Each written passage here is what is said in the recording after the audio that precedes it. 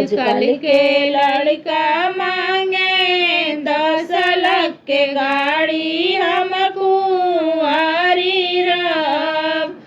आजकल के लड़का मांगे 10 लाख के गाड़ी, हम कुंवारी रब।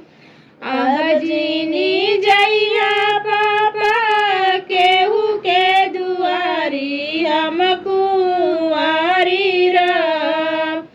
अब जीनी जइया पापा केहू के दुआरी, हम